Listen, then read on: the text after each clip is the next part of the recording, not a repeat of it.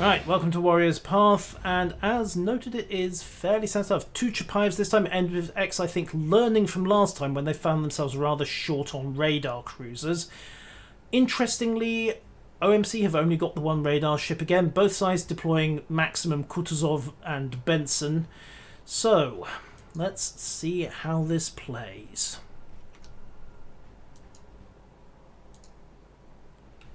And first and foremost, it's Sudoku time. Initialize the numbers grid. So set 3, set 4, set them both out to there, and then both to attack like so. Right. 1 suicide run nicely set up.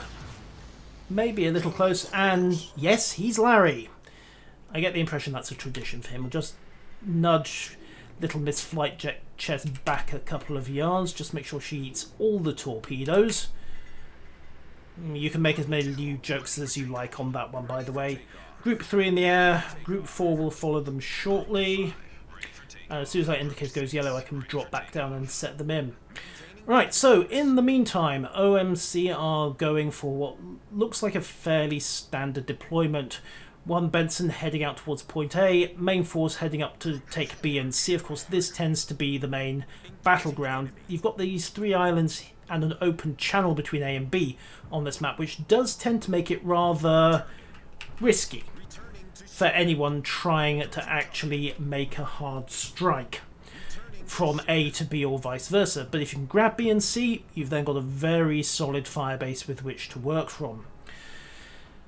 While we're waiting for that to happen, there goes the first torpedo salvo. Here comes the second. Good, we have actually got a flood going. Here comes the second wave. Boom. Okay, so most of health gone. Flooding will take care of the rest. Suicide is not actually painless, despite what they tell you. So, we have got an early push by the enemy Shokoku, the MDIV-X Shokoku rather. Bombers out into the middle, gets a quick spot, but mostly what he spots is Farzalest fighters, so turns around, legs it, starts pushing east.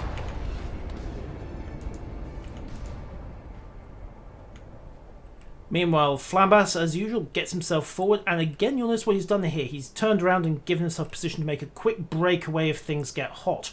That's very much a high tier thing. A lot of the time on this map you'll see people just barrel into the control point and maybe come to a full stop. They won't necessarily think far enough ahead to have their breakaway plan set up if they need to, which of course then means that a cruiser shows up, or heaven forfend an Atlanta shows up, and then things get really, really messy. Meanwhile, MDIV-X are making an early push into C, and Mayao breaks away. It's an early spot on Fabian, but he's more interested in trying to take down Onkelnut, who is switched out of his Artago for this one. He's in the Chapayev now. Absolute dominance in OMC's. Chapayev has got his radar going. He's got shots onto Fabian. That radar is why they've spotted him. Well, it was why they'd spotted him. Those high X rounds come down. Not sure how much they actually hit, but it's been enough. They forced MDIV-X out of point C. The cap has been blocked.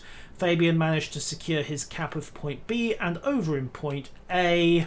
Give me a second, just let me jam the camera around. There we go. The legend begins, has managed to get himself into the control point. He is, yep, uncontested. A is 90% capped, 95%. 100% capped. Right, so OMC are 2 control points up. Meanwhile, MDIV-X have managed to get themselves back into C. They had that quick delay earlier on, but I think Onkelnut's just inched forwards. He's riding some smoke to get himself in there undetected. Those bombers are currently having a rather frustrating time of it. All they're doing really at most is picking up GameCons North Carolina. Of course, OMC can kind of sit back at this point, particularly with regards to B, but right now with the majority of what the MDIV-X forces that we can see pushing in towards B and C, the rather heavy force that our friends in OMC have got has kind of got to either deal very quickly with Tommy 26 and then move, or they've simply got to disengage, because right now I would say MDIV-X have got better force concentration over at point C. We have got a total of 1 cruiser, 1 destroyer, 1 battleship that are basically out of the fight for several minutes until they can reposition and re-engage, and MDIV-X will be looking to capitalise on that. In particular, they will be looking to grab a control point. And right now, their key problem is this tight cluster of 3 ships of Grief, Flambus and Absolute Dominance. At the moment, it's a stalemate. But with Andrzej D303 pushing into B to capture, it's about to become a stalemate that ever so slightly favours MDIV-X, which they need at the moment because they are 93 points down. Point C is, well, it's a smoke fest. So light up, pull on your gas mask, ladies and gentlemen, because this kind of thing long term can't be good for your lungs. Of course, getting shot repeatedly is bad in the extremely short term, and well, it's not really an issue if you're getting shot, is it? After all, you'll need to live long enough to develop the lung problems from breathing this much smoke. So Flambus pops himself out of the smoke cloud, having just very nicely ship-beated there, and he's just inching his way up into point C to act as a little bit of a distraction. Of course, he's going to need to get a move on with that because, well, point B is about to go red. So MDIV-X take themselves 2 points up. Flambus just took a bit of a tap there, popped his damcon to control what I presume was engine damage or a fire, ducks back out of contact, and these shells just clip Meow, set him on fire.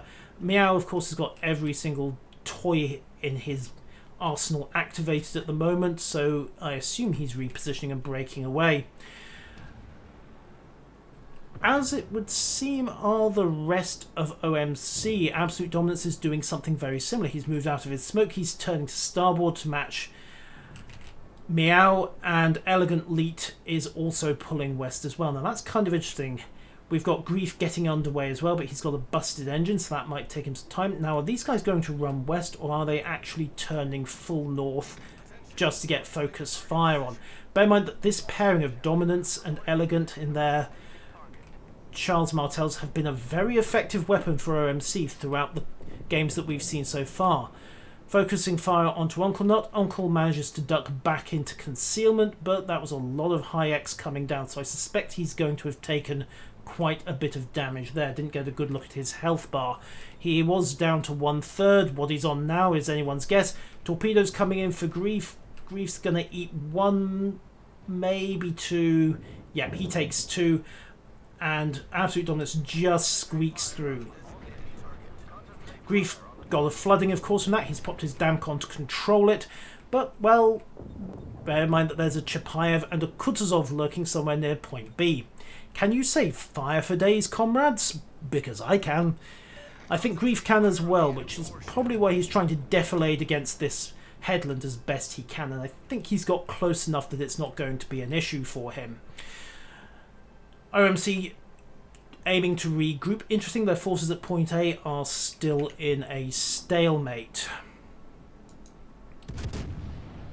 So we'll just take a quick look over here, and again it's another smoke match. Fighters coming in from the Wicked something. Can't actually read the rest of his name on that UI, which is a little bit irritating. However, his fighters will be getting engaged in a second, and ooh, they didn't need to get engaged. They got too close to a Kutuzov, and that was all she wrote. So Larry and Maverick just inching forwards a little. Maverick actually popped his defensive fire to deal with that fighter squadron, which is why they disappeared so quickly. So with that stalemate continuing, let's get back over to the main group. And it's going pretty much how we suspected. Grief is popped his repair party. He's got his spotter plane up as well. I suspect that has as much to do with being hillbilly hydro as anything, especially given that at least one of those Russian cruisers will have torpedoes. Yes, I know Russian torpedoes are garbage, but no point taking chances, not when there's this much riding on it. Dominance and Grief making a pass past C. Meanwhile, Meow, Flambas and Elegant Leet are making a nuisance of themselves over south of point C. I suspect they are playing a delaying action just to try to block the MDiv forces in C from running south and swinging around the flank. Of course, what they could do is either turn west round the north of the island or go through the Channel of Doom to try and skid away. And whoa, Fabian 141 makes his presence felt, torpedoes Grief and sends him to the bottom. That is actually a bit awkward for Absolute Dominance, who is now left on his own facing quite a bit of fire. More to the point, we now know that there's a Benson lurking, and critically that means Dominance is most likely spotted against 2 other Russian cruisers, so expect some rather sharp pain to be coming this way. Umagi finally goes down over to the northwest, so it's now down 1 battleship each. That equalises out the points from kills, but MDIV-X have still got that second control point. They are still some 60 points ahead.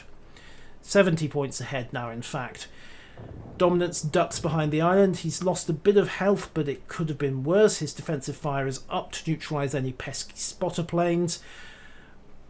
Farzaleth's bombers make a run over B. They are trying to get themselves some spotting, and the Legend Begins has got himself into B, and he is doing his best to turn around. So if the moment is effectively 1 capture point each. So that stops the rot as far as OMC are concerned, but Larry is on fire for a start, and I don't think he's going to pull a Notzer here. I think he's going to make that turn. He's nicely angled. Those high explosive rounds hit the water, which means that Denergy's Charles Martel is going to be reduced to hunting for a second barbecue. Oh well, it could have been worse. He's running astern as well, so point A is clear. Of course, Maverick's managed to work his way out to port. He's also got fire onto Denergy, although I don't think he's quite got the range at the moment.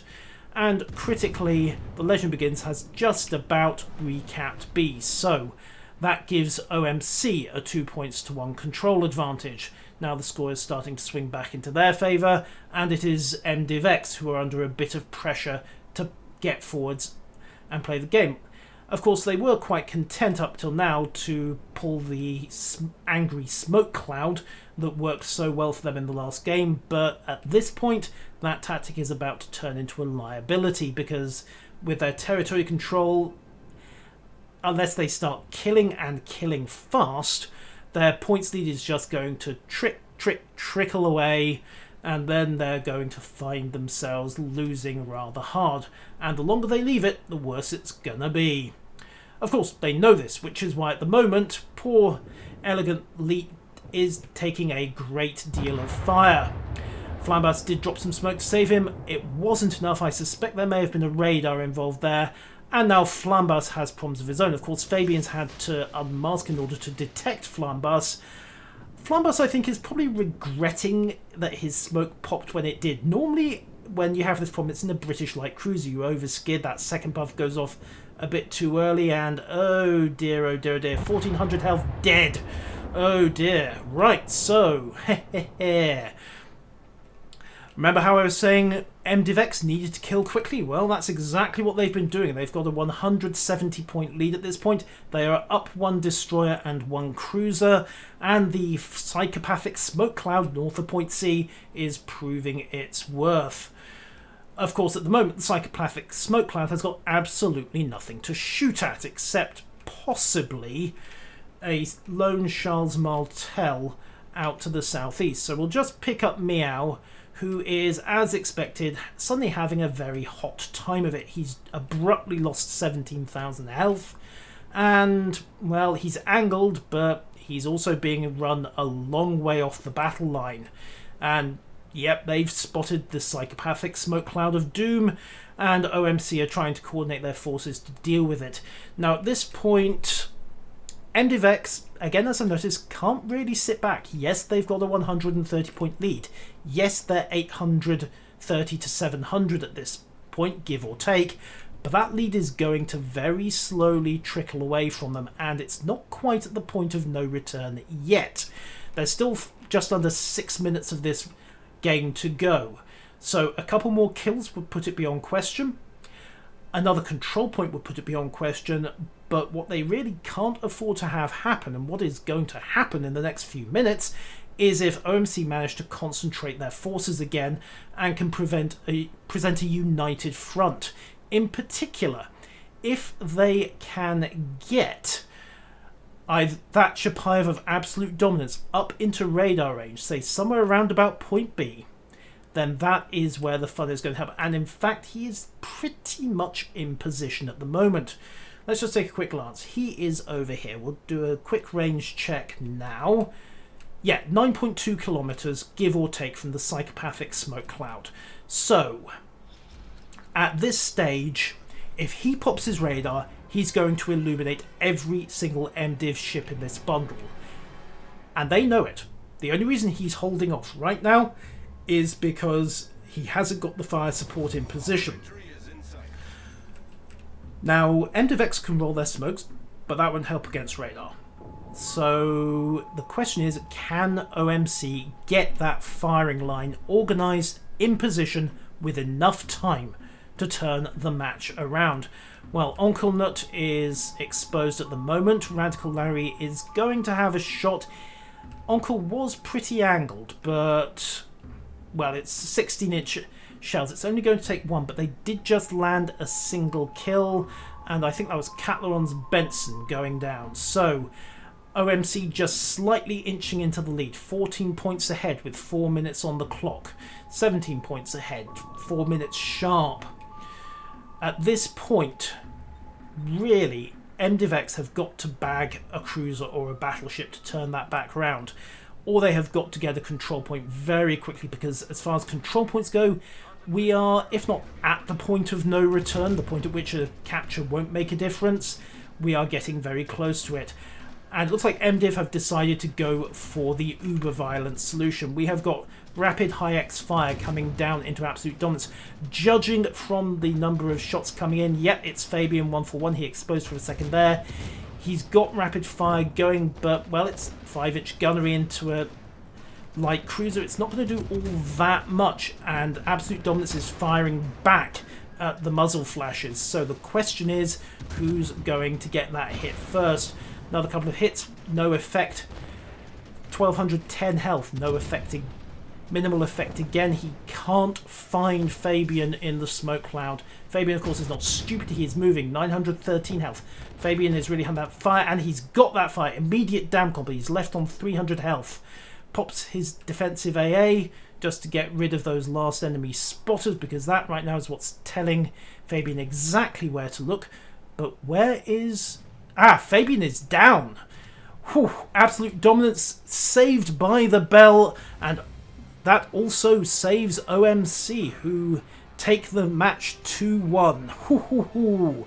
That was way closer than it had any expectation of being. MDIV-X are very definitely turning into a team to watch, and if they carry on developing like this, I expect we'll see great things of them later on.